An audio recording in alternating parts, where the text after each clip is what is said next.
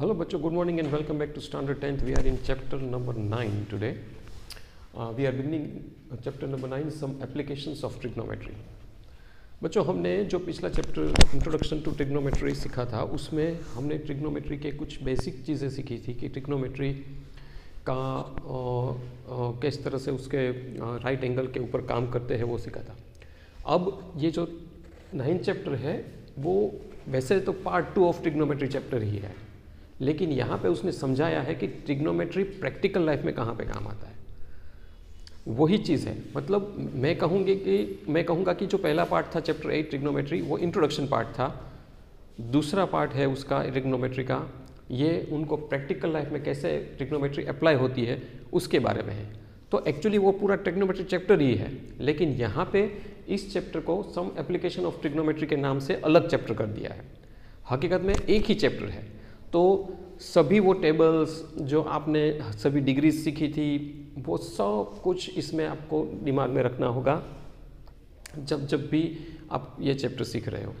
You have to keep in mind everything, okay. अब जब ये चैप्टर का मैं इंट्रोडक्शन पार्ट का आज वीडियो भेज रहा हूँ, यहाँ पे आपको सीखना क्या है? कुछ नहीं सीखना है। मैंने आपको पहले ही बताया था कि ट्रिग्नोमेट्री राइट एंगल पर ही काम करने के लिए है, तो यहाँ पे राइट एंगल पर काम करने के लिए जो प्रैक्टिकल लाइफ में काम आता है, तो राइट एंगल कहाँ कहाँ पे बनता है? तो बच्चों आप देखोगे तो राइट एंगल बहुत हर जगह पर बनता है। जैसे कि सबसे पहले कि यहाँ कुछ टर्म है वो आपको याद रखने हैं, जैसे कि पहला line of site. What is line of site? Suppose आप ये राइट एंगल, मैंने ट्राइंगल्स के द्वारा आपको ये समझाने की कोशिश की है कि लाइन ऑफ साइट क्या है।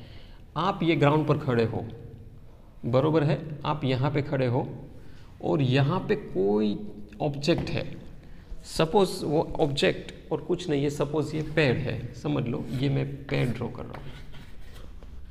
तो ये पेड़ का जो टॉप पार्ट है, यहाँ पे खड़े हो आप, ये पेड़ का टॉप पार्ट है, तो यहाँ से आप अगर खड़े हो और पेड़ के टॉप पार्ट को आपको देखना है कि कितनी हाइट होगी उनकी, तो बिना कोई मेजरमेंट के, बिना कोई इस पर्टिकुलर टेक्नोलॉजी का उपयोग करके हुए मुझे अगर इसकी हाइट फाइंड करनी है तो मैं कर सकता हूँ with the help of trigonometry. यही उसका सही उपयोग है। तो हाइट और डिस्टेंस, यहाँ खड़े खड़े आप इसका डिस्टेंस भी फाइंड कर सकते हो, आप उसकी हाइट भी फाइंड कर सकते हो। वही ट्रिग्नोमेट्री का जादू है। इसलिए trigonometry is very important chapter in 10th standard. तो मुझे इस ट्री है सपोज ये, तो इसकी हाइट कितनी होगी वो मुझे अगर जानना है तो with trigonometry I can find it out. Exercise के जैसे सम करेंगे उसमें बहुत प्रैक्टिकल सम्स है, तो आपको पता चल जाएगा कि किस तरह से उसका यूज़ करना है। तो पहले तो कुछ टर्म्स है उससे आप रिलेटेड हो जाओ। तो यहाँ से अगर आप खड़े हो तो आपकी दृष्टि इसके टॉप के ऊपर जाएगी, पेड़ के ऊपर, क्योंकि आपको पेड़ की हाइट फाइंड करनी, तो that is known as line of sight. तो जब भी आपको लाइन ऑफ साइट और ये जो नीचे का पार्ट है जहाँ पे आप खड़े हो, that is your horizontal level, उसको हॉरिजॉन्टल लेवल कहते हैं।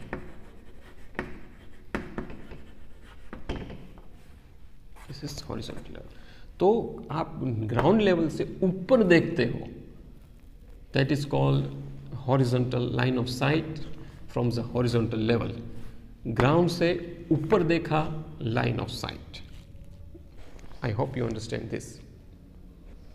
फिर second, angle of elevation. Angle of elevation means क्या? जैसे कि आपने हॉरिजॉन्टल लेवल से यहाँ आप ग्राउंड पर खड़े हो, आपने ऊपर देखा, तो यहाँ से जो आपने ऊपर देखा तो एक एंगल बना यहाँ से, ये एंगल। तो जो आप यहाँ खड़े हो, यहाँ पे जो पेड़ का टॉप देख रहे हो, तो यहाँ से यहाँ जहाँ पे ये एंगल बना, this is known as angle of elevation.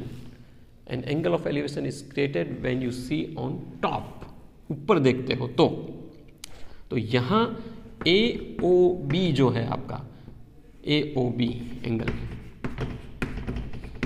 This angle is known as angle of elevation. Okay, I hope कि आपको ये समझ में आ रहा है।